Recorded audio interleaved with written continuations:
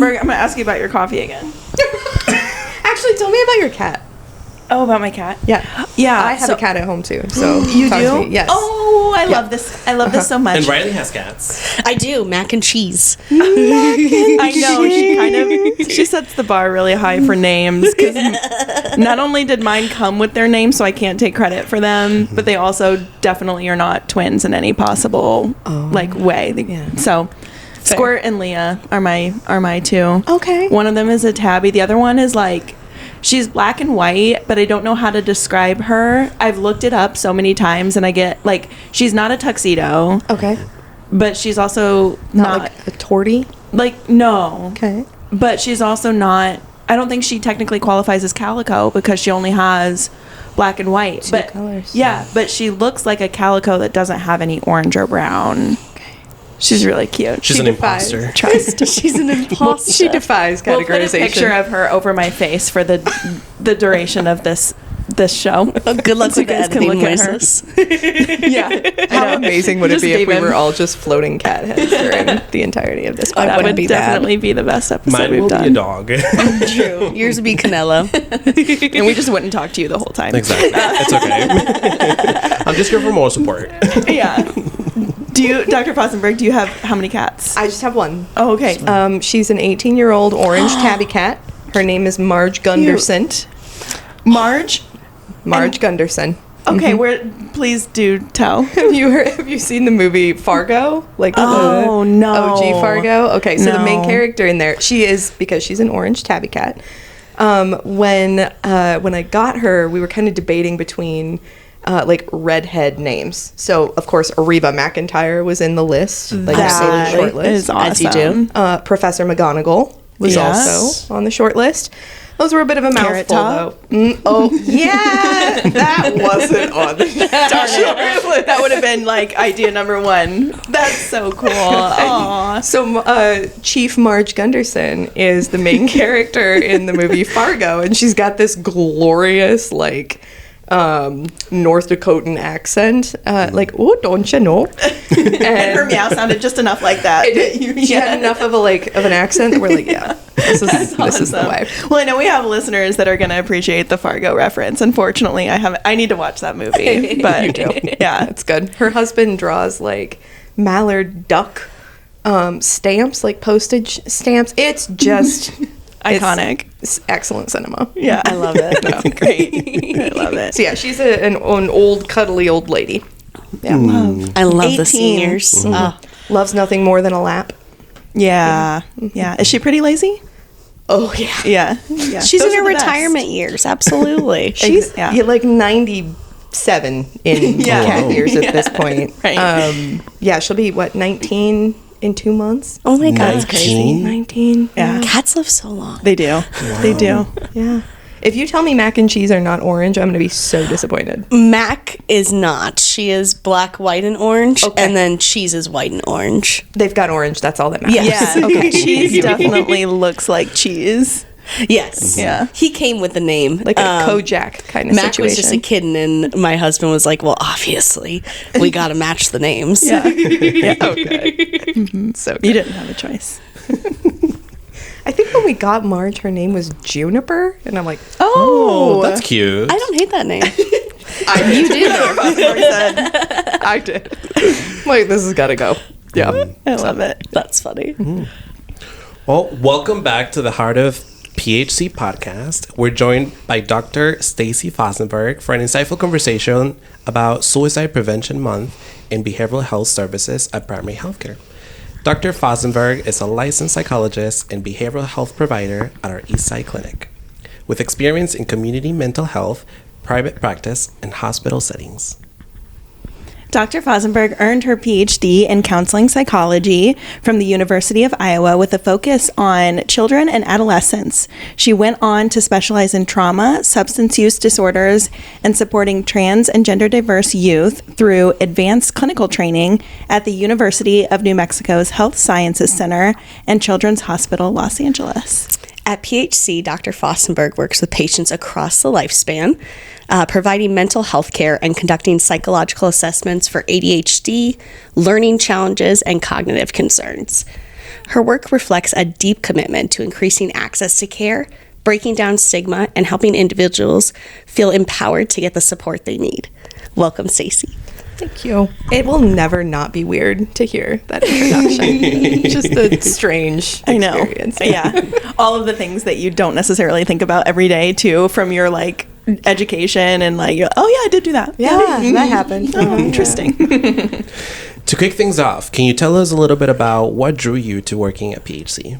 Oh, definitely. So many things. I'm a big believer in integrated healthcare, and that is the way that care should happen, like primary care should happen. When we're able, when we're able as professionals to break down stigma and make resources more accessible, I'm all for that. And I think when we have like mental health providers, behavioral health providers within clinics, that makes things so much more accessible. If you say, hey, you should go talk to a psychologist, often people are like, it feels uncomfy. But then if I walk in the room and I'm like, hi, I'm Dr. Staci, that's so much more accessible to be able to like put a face to a name. It's less scary. And so I love the model that we've been able to work in with making our behavioral health staff very visible within medical clinics and accessible. That's awesome. We love to see it. Yeah. So as we mentioned, September is Suicide Prevention Month. Can you talk about why this month is so important and why we want to highlight that for our communities? Absolutely. So one of the things that I think is most important about Suicide Prevention Month is actually the awareness of how frequent suicide how frequently it happens. Whether it's suicidal ideation, suicide attempts, these happen way more frequently than what most people think. It's not as rare as a lot of people would assume. And so when we can bring visibility to these ideas and to these concerns, kind of like having a behavioral health provider in your clinic, when you can see them, it becomes less scary. When we can talk about it, it's less scary, it's less intimidating. And then people don't freeze when someone comes to them and says, hey, I'm struggling with these thoughts, or this is something that I've been considering. So bringing the awareness to it helps people feel more comfortable. Comfortable is maybe not the comfortably uncomfortable. I know. It's hard. It's hard because it's not a comfortable topic, and it really, it's like on one hand, it shouldn't be comfortable. Like it shouldn't be seen. Like unfortunately, you know, this is something that happens enough that we do need to talk about it, and you don't want to sweep it under the rug. And it's more like making people feel like, oh yeah, I have the tools and kind of awareness of this issue to be able to talk somebody through it or to recommend a resource or, you know, whatever. And create that safe space. Yeah, exactly. Yep. Yeah, that's what I think is so important. Yeah. Well, how can someone recognize warning signs that a loved one or even they themselves might be struggling with suicidal thoughts? I think my brain's going too many directions because I think about like the word struggling, and sometimes people, that may not even be the right word for some people. So I kind of like to think of suicidal ideation and like, so suicidal ideation is thoughts about suicide, thoughts about not wanting to be alive anymore. Clinical term. Got to tone down the jargon. Right. When someone's experiencing thoughts about suicide, they can exist on, I like to think of them as on a spectrum. So you have like, I think at some point in all of our lives, we've had a thought of like, what if I wasn't here? Or what if, like, an intrusive thought of like, what if I turned off of this bridge? Or like I turned into traffic, and like a very fleeting, it's not something you want to do, right? Sure. It's not something you want to do, but it's something that floats through your head and exits very quickly. That's one end of the spectrum. On the other end of the spectrum, we've got, like I think about this all the time. I think about what I would do, and I really want to do it. And that is the end of the spectrum where we start entering like a mental health emergency. Like that is a mental health crisis. And so when we notice that someone is struggling, those warning signs can look very different depending on where they're at in this kind of spectrum of ideation experiences. And when someone, there are also people who struggle with suicidal ideation chronically, and so I say like the struggling piece can be there or it may not. Some people experience suicidal thoughts most of their lives, and that's just something they sit with and have learned to navigate over time.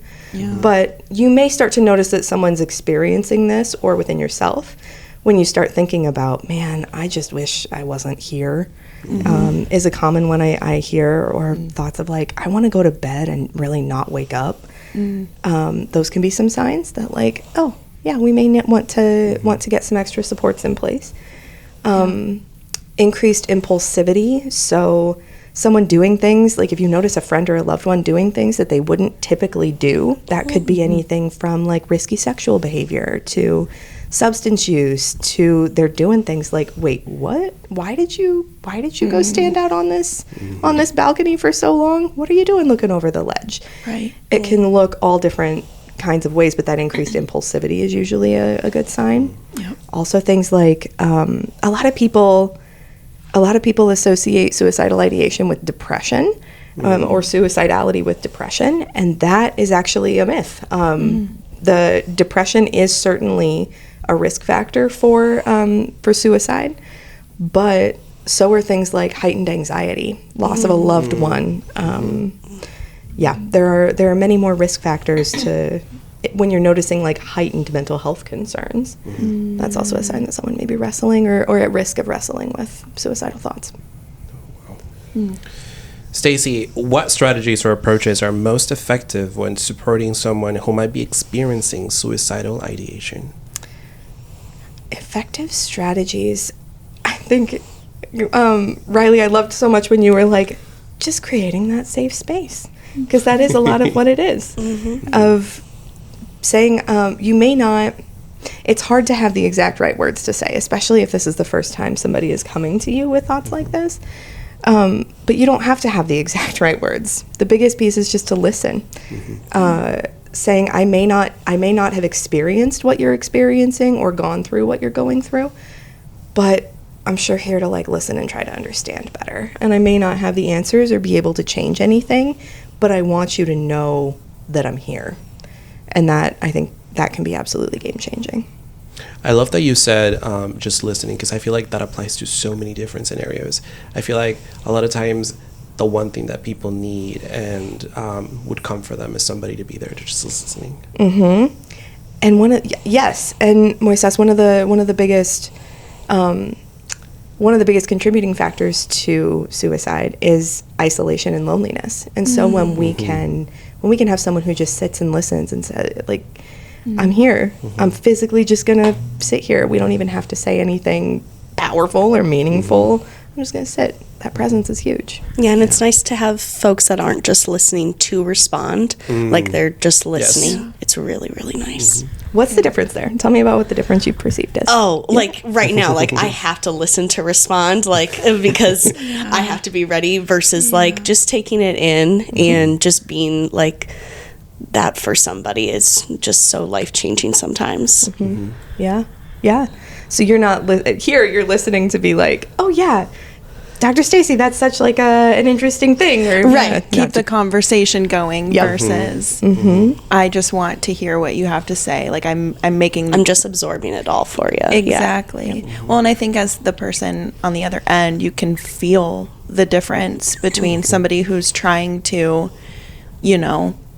like keep a conversation going or avoid something uncomfortable too. I think that can honestly be somewhat triggering, I would imagine, for somebody that's dealing with that, is like, does anybody actually care to hear about how dark these thoughts are? Like, are you willing to kind of, sit with me in that? And right. Versus just wanting to fix those dark thoughts. Yeah. Because sometimes that's not always going to be the immediate thing that's going to happen. Right. It's and you don't those know baby steps. Yeah. Right. Yeah.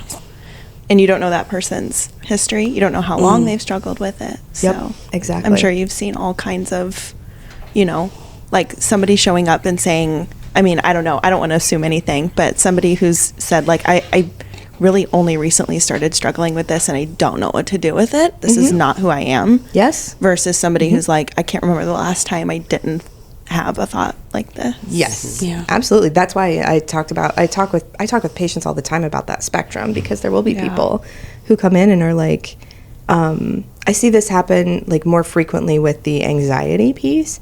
or people who have gone through like a significant loss or feeling like the loss of a job, a loss of a partner, loss of a friend, where they're like, wait, this came out of nowhere, and this is terrifying to me. Yeah. So yeah, they're definitely a whole spectrum of different experiences, certainly. Yeah. How do you find that, and I'm just asking kind of out of curiosity, like, do you find that like your education or any like schooling that you went through like prepared you for that, or is it experience that has taught you how to navigate those in the different, like the nuanced way that they show up? I'm smiling a little bit because in theory, yes. Right. I'm like, I think just like any education, right? Yeah. In theory, yes. I was, learned about risk factors, protective factors, but actually the thing that made me so much more comfortable with it was just sitting with people through it. It wasn't like reading through a book or watching a bunch of videos, or it was just being like, okay, I'm going to take a deep breath. And because the first time you hear someone talk about something like this, it's really scary. Yeah. It can be really like even the second or third or sometimes even fourth time that you hear someone talk about this. It can be really unsettling. Yeah. So there wasn't anything like specifically in like textbooks or on a test or a video I watched or a talk that I heard. It was more so just, okay, I'm recognizing that there's certain things that come up for me. Like the first time I heard someone talk about suicide, I had a patient who was talking about suicidal ideation. I had this like knot in my stomach, and I like okay, I could feel the blood like pumping in my head, and I'm like, what is going on? Mm-hmm. And so taking a deep breath and recognizing that those like worry thoughts and like the panic of not knowing what to do or like worry about doing the wrong thing, you just, okay, this is going to come up. Mm-hmm. This is going to be okay. And the most important thing is just to be present. Yeah. And that's not something you can really learn from a book or a talk or a quiz question. Right. Yeah. And I think, just depending on the situation, oftentimes we're told as, lay people, like we don't have necessarily the training and things. And I think in general, we learn, like, when you hear those things, you're kind of supposed to panic. Like, you're kind of supposed to, go on high alert, immediately, like, I don't know, call 911, like, whatever it is. But it's like you're kind of supposed to think in those extreme terms, or you think you're supposed to. And that's not always the most helpful thing. No. Yeah. No. Because even though I talked about, like, that spectrum, and when we get to the point where someone's like, I have a plan, I want to follow through on that plan, and I have the means to follow through on that. That is certainly like, yes, we are calling 911. We do not pass go. That also doesn't mean we're isolating the person. You get to be like, I'm so worried about you, and I want to make sure that you feel that I'm not going anywhere. I'll be here, but I want to make sure you get the support that you need. And this is like you having a heart attack. I wouldn't not call 911 if you were having a heart attack right now. So being there with them through that, and like Moisa said, being that presence, to not abandon them. But so speaking of support, can you talk about what role community support plays specifically in a month like Suicide Prevention Awareness Month, and what that looks like? I would argue the largest role. So one of as we talked about before, one of the biggest risk factors for suicide is isolation and not feeling a sense of community. And so I'd argue that community is everything. A sense of isolation leaves people feeling like, I'm in all of this pain. No one is hearing my pain or understanding my pain, be that emotional, physical. I'm in all of this pain and no one can hear it. I don't feel like anyone's supporting me through this, and I feel really hopeless that it's overwhelming, and hopeless that anything is going to make this better. But when we have a sense of community and someone who can sit and say, actually, like, I'm here, I'm going to listen, that changes the entire game. And it may not, it may take some time for the person to see that or be able to feel that, but it can be game changing in the end. Yeah. So whether that's like a community member, and community can look in all kinds of ways, whether that's like a member of your church, like a faith community, a member of your work community, a member of your, like, I've got a neighbor down the hall who's like really lovely and checks on me every now and then. Like, Community can look all different kinds of ways. But knowing that there are people who show up, who care. Like, hey, I noticed that you haven't come out of your place for like 3 weeks now. You good? Like, Right. Anything you need to talk, like, are you okay? Yeah. That checking in seems so simple, but can be so really like life-changingly powerful.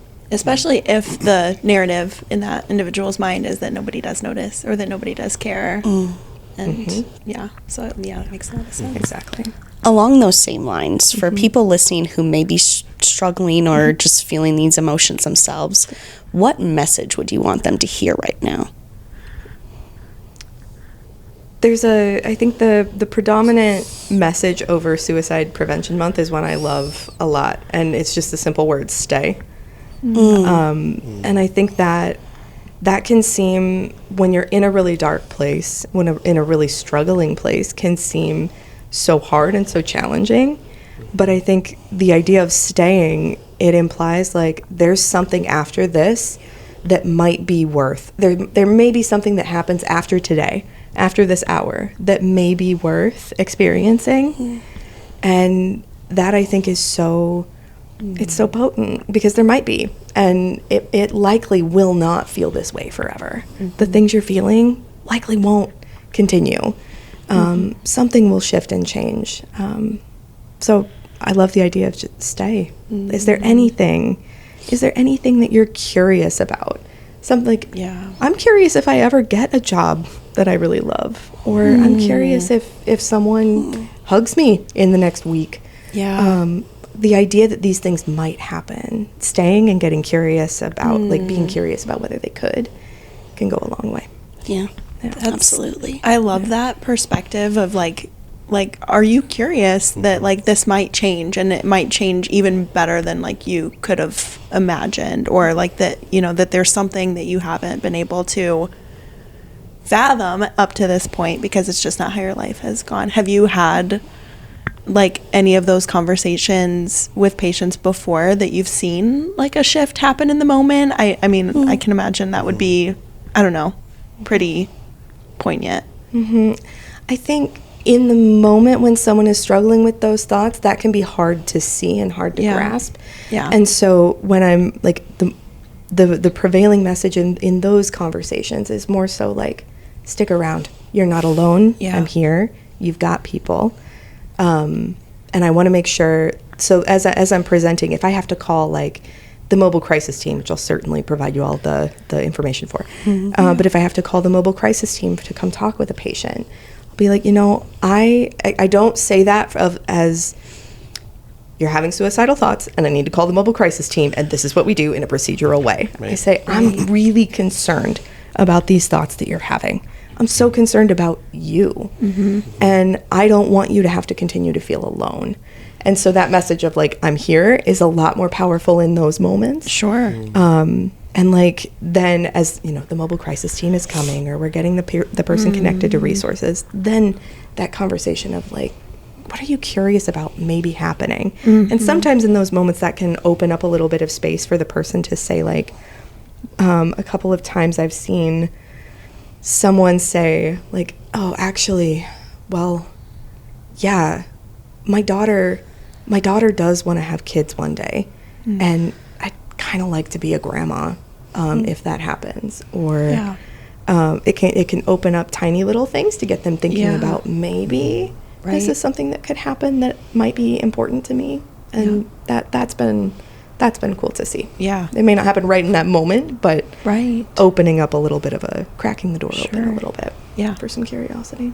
That's awesome. How does primary healthcare support patients who are experiencing suicidal thoughts? In a variety of ways. We love that. Yes. So if anyone listening, especially our primary care patients, if are struggling or experiencing suicidal thoughts, talking with literally any member of the medical team can get you connected to a behavioral health provider, or will help get you connected to resources. Be those, like I said, the mobile crisis team, or just getting you talking with somebody. Can we talk about some resources to get you safe? I think all of our clinics have options for community resources for like behavioral health urgent care support if we need to involve some other people. As well as like we can talk you through a safety plan. So you're not feeling safe right now. What are some things we might be able to do to help you feel a little bit safer? Like if you're having thoughts, staff can talk you through. If you're having thoughts about wanting to end your life and you're thinking about a particular way to do it, I'm thinking specifically about firearms. They are the most lethal means of death by suicide. So can we have your buddy come over and actually take that firearm for you for a little bit? You're not giving it up forever, but we're going to have him hold on to it because right now you're saying like this is something that may not be able to help keep you safe. So we have people who can help support and plan around those kinds of things. We also have people, if medication is something that the medical team feels is appropriate, we can help with not feeling quite so overloaded and so heavy. Like for a lot of people I talk to, they're like, it's like I'm carrying around a backpack full of rocks, or like I'm lugging around a weighted blanket all day long. And so sometimes, whether it's talking to a behavioral health provider, or sometimes starting a medication can be helpful depending on what you're struggling with, can help to make that load and that burden feel so much lighter. So a few different ways. If anybody listening or watching is in any kind of immediate need, are there steps that you recommend taking? Absolutely. So if you, kind of like I talked about, keep talking about the spectrum. If we're on this end of the spectrum and we have suicidal thoughts, we have plan, we have intent. So you know what you want to do, you can't stop thinking about it. That, like I said, is like you're having a heart attack. We need to get you some immediate support because this is a literal life-threatening emergency. So in those cases, you can call 911 or go to your nearest emergency room. There are also a few different like 24-hour mental health clinics. Places like Clive Behavioral Health offer 24-hour a day, 7 days a week assessments to talk to you about like what you're experiencing and whether additional intervention or supports might be useful. There are also a number of behavioral health urgent care clinics in the area that have different hours, and if we can put those somewhere, I'm more than happy to provide that information. Yes, please. Okay, definitely. So if someone is at immediate risk, we definitely want to be calling 911 or going to the emergency room or one of those 24-hour mental health emergency rooms. Beautiful. And, Moises, if you don't mind including that in the YouTube description, and maybe I'll share it with our links on socials because I want to make sure we have those. Absolutely. Oh, the other thing 988 is also a great resource too. Yes. So like 988, Your Life Iowa is a really great one too. So I'll make sure I include those as well. 988, awesome. You can call, you can text. I'm not personally big on phone calls. I screen a lot of those. So a text message is maybe a little more accessible depending on your style. There are some options. Just getting the help. Yeah. Absolutely. Well, Staci, before we let you go, we wanted to ask you, how do you live out our eye care values? This is a tricky question. Yeah. Riley. This is a tricky question. How do I live out our eye care values? I think for me, integrity is probably the biggest one. I think integrity is something that, like, it's one of my strongest values as a person. Doing things with integrity, people saying what I mean and meaning what I say, having people be able to trust the things that I'm saying, that is like a core piece of my identity as a person. And so when whether it's coming on a show like this or meeting with a patient, I want to be able for people to know that, like, this is genuine, the things that you're getting, and I'm going to do things with the highest level of integrity that I can. I love that. Yeah. That's precious. So good. Thank you so much for joining us today, Dr. Fosenburg. We hope to have you on again soon, if you're willing, of course. To our listeners, check out our videos on YouTube, and to our watchers, stream us on Spotify, Apple Podcasts, and anywhere else you get your podcasts on. See y'all next time. The peace sign.